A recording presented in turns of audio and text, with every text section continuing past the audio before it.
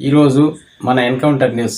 నేను మీ K Vijayabhaskar. Tirupati municipal corporation deputy mayor స్థానానికి జరుగుతున్నటువంటి ఎన్నికలో వైఎస్ఆర్ కాంగ్రెస్ పార్టీకి క్లియర్ మెజారిటీ ఉందన్న విషయం తెలిసిందే.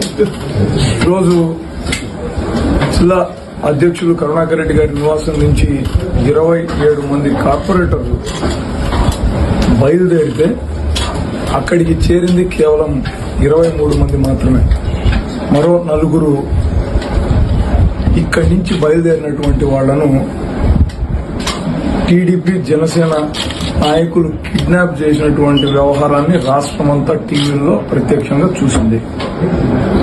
45వ డివిజన్కి చెందిన అనీష్ రాయల్ అక్కడ వాళ్ల కస్టడీలో ఉన్నప్పటికీ నేను ఖచ్చితంగా వైసీపీకే మద్దతు తెలుపుతాను, నేను ఎట్టి పరిస్థితుల్లోనూ పార్టీకి ద్రోహం చేయను అని చెప్పడంతో అనీష్ ని ఎలా అయినా లొంగ తీసుకునే ప్రయత్నంలో భాగంగా అనీష్ భార్యను మమతా గారిని కిడ్నాప్ చేయాలన్న ప్రయత్నం చేస్తున్నట్టుగా తెలిసి ఆవిడని తీసుకొని రావడం కోసం మేమందరం కూడా వెళ్ళాం.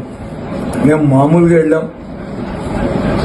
ఆవిడ బస చేస్తున్నటువంటి తుడా ప్లాట్స్ లో ఉన్న ఒక ఇంటిలోకి వెళ్లి మాట్లాడుతుండగా వందలాది టీడీపీ గుండాలు మొత్తం అక్కడ ఉన్నటువంటి రెసిడెన్షియల్ ఏరియాలో ఉన్న కాలనీ వాసులందరినీ భయభ్రాంతులకు గురి చేసే విధంగా పెద్ద పెద్ద అరుపులతో మేము వచ్చినటువంటి వాహనాలను అక్కడికక్కడే రాళ్లు వేసి పగలగొట్టి ఎవరిని లోపలికి పంపించకుండా మా వాళ్లను మేమున్నటువంటి ఇంటిని పూర్తిగా లాక్ చేసి వాళ్ల కంట్రోల్లోకి తీసుకుపోయేటటువంటి ప్రయత్నం చేశారు. ఇంతలోపల సరైన సమయానికి ఎంపీ గురుమూర్తి గారు ఇతర పార్టీ కార్యకర్తలందరూ అక్కడికి వచ్చి, పోలీసు వారు కూడా వచ్చి వాళ్ళని చెల్లాచెదురు చేసి మమ్మల్ని మమతను రక్షించగలిగారు. అంటే ఓడిపోయాం అని తెలిసి కూడా నైతికంగా వాళ్లకు కోరం లేదు, వాళ్లకు మెజారిటీ లేదు. ఈరోజు ఎన్నిక వాయిదా పడింది.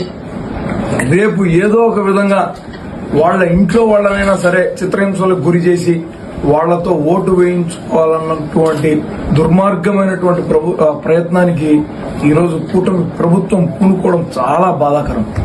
ఇటువంటి దాడులకు, ఇటువంటి బెదిరింపులకు వైఎస్ఆర్ కాంగ్రెస్ పార్టీ బెదరదు. మేమందరం కూడా జగనన్న సుశిక్షితులమైనటువంటి సైనికులం. ఆయన నింపినటువంటి ధైర్యాన్నే మేము వసగా పోసుకొని ముందుకు పోతాం తప్ప వీళ్లకు తలొగ్గేటటువంటి ప్రశ్న ఉండదన్న విషయాన్ని మీకు స్పష్టం చేస్తాను.